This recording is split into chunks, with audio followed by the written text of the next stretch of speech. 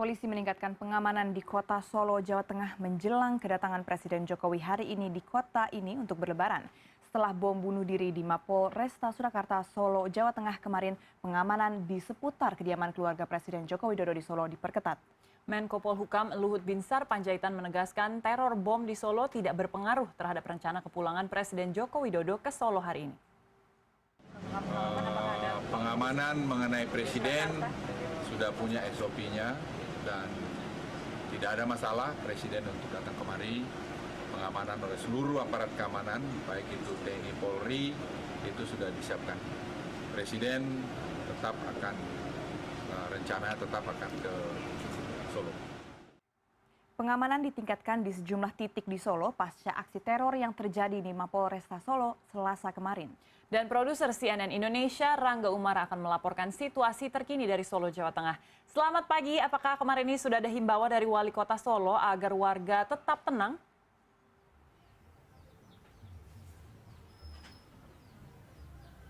Ya, sampai sekarang sendiri di kota Surakarta sendiri memang tidak terlihat dampak yang signifikan begitu dari aksi pengeboman terhadap Mapolres Surakarta yang terjadi kemarin. Dari pantauan kami tadi sempat melintasi dan juga berkeliling di beberapa tempat di Surakarta ini, dari jalan-jalan utama sampai jalan kampung, memang tidak terdapat adanya ketegangan ataupun ketakutan, bahkan kekhawatiran dari warga akibat dampak dari pengeboman yang terjadi di Mapolres Surakarta kemarin. Suasana halal bihalal, unjung mengunjung, saling bersilaturahmi antar tetangga, kerabat juga dilakukan meriah, sama halnya dengan seperti tahun-tahun kemarin, sama seperti seakan tidak ada peristiwa apapun yang mengganggu begitu. Jadi semuanya tampak begitu normal, tampak biasa saja yang dilakukan oleh warga, termasuk juga warga yang tinggal di Kampung Sangkrah ini, tempat saya berada sekarang ini, Kampung Sangkrah di RT 1 RW 12 yang merupakan lokasi ataupun merupakan kampung tempat tinggal dari Nur Rohman, pelaku pengeboman Mapolres Surakarta kemarin. Meskipun warga pada awalnya juga sempat merasa kaget begitu mengetahui salah satu warganya menjadi pelaku pengeboman, tetapi yang saya lihat dari suasana yang ada di kampung ini semuanya begitu ceria, begitu meriah. Selesai sholat Id mereka ke rumah sebentar melakukan silaturahmi dan kemudian saling berkunjung, saling hantar makanan ke tetangga dan kerabat. Semuanya nyaris tidak ada perbedaan apa-apa dan tidak ada pengaruh dari pengeboman yang terjadi kemarin. Rangga, ini merupakan berita yang cukup baik juga bahwa memang aktivitas sudah berjalan dengan normal. Tapi jika kita berbicara mengenai pengamanan, tentunya ada pengamanan tambahan. Ada berapa personil polisi yang disiagakan untuk pengamanan hari ini, Rangga? Ya, pengamanan sendiri sebenarnya kalaupun ada peningkatan itu tidak disebabkan oleh adanya ataupun dampak dari pengeboman yang terjadi kemarin. Kalaupun ada pengamanan di beberapa tempat yang ada di kota Surakarta sendiri, ini lebih disebabkan karena adanya rencana kedatangan dari Presiden Joko Widodo beserta rombongan untuk melakukan beberapa kegiatan nanti yang ada di kota Surakarta dan sekitarnya.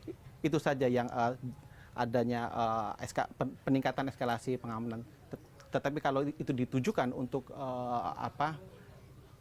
reaksi ataupun respon terhadap pengeboman yang terjadi kemarin, itu bukan seperti itu adanya, karena memang pengamanan juga dilakukan biasa-biasa saja. Pengamanan di tempat vital juga dilakukan secara tidak mencolok. Hampir kalau kita lihat di kampung-kampung, di beberapa tempat vital juga tidak ada pengamanan yang berlebihan di sana, tidak ada barakuda, tidak ada barisan polisi, semuanya berjalan normal tanpa adanya kekhawatiran ataupun ketegangan apapun yang terjadi di kota Surakarta ini.